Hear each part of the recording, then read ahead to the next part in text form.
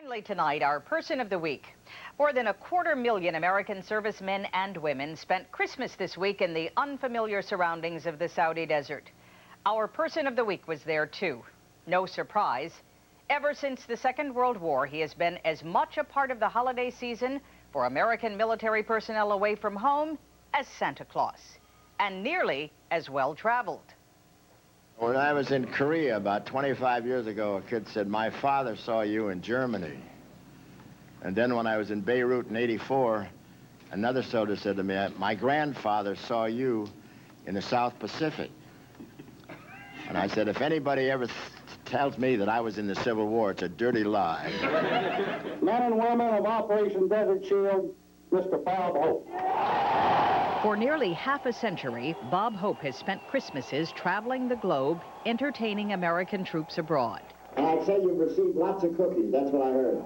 Now, the post office is a little bit more junk food here than a Domino's pizza driver. And this year, once again, the 87-year-old Hope couldn't stay away from the front lines. That's what he lives for. That's it. And the Army has been his career to a large extent, the military. I noticed quite a few natives here going barefoot. Did Imelda Marcos take all the shoes with her?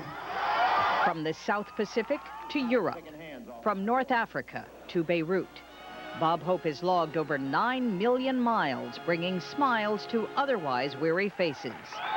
Beirut is unbelievable. I asked someone for directions, and they said, you go down here past the hand-to-hand combat, turn left at the missile attack, then hang a right at the fire. You can't miss it. It's right across the street from the riot.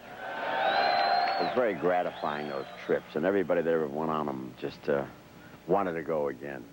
It was that feeling that you were helping somebody.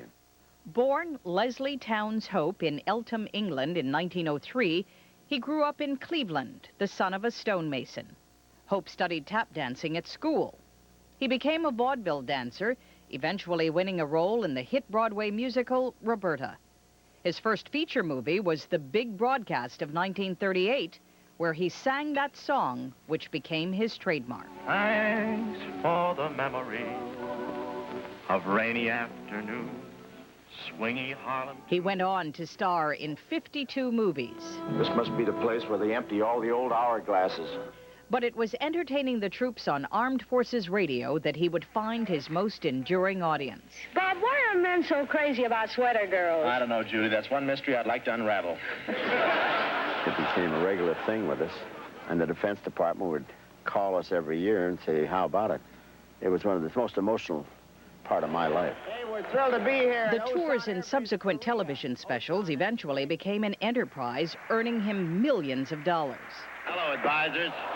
From 1968 through 1972, Bob Hope was a familiar face in Vietnam, getting close to the troops and to danger. This isn't such a bad part. What the hell is all that firing over there? General, will you call off this stuff, this war, while we're on, please? Hope also came under fire back home from anti-war protesters who condemned his support for the war. And the fact that it's not a popular war, our kids were still there. If I hadn't gone the last year when all that feeling was against that thing, I wouldn't have been able to look in the mirror. Last week, he prepared to hit the road again, rehearsing his usual show of dancing, wisecracks, and pretty girls. But at the last minute, in deference to their Saudi hosts, U.S. military officials asked him to leave the dancing girls behind. It's a religious thing. And what bothers me, they don't want any entertainment. They still invited me.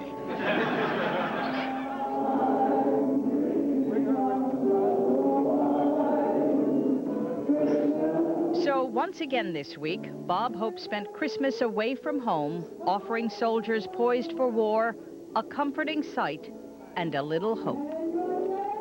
I hope we never have another war. But they couldn't hide this war from me, boy.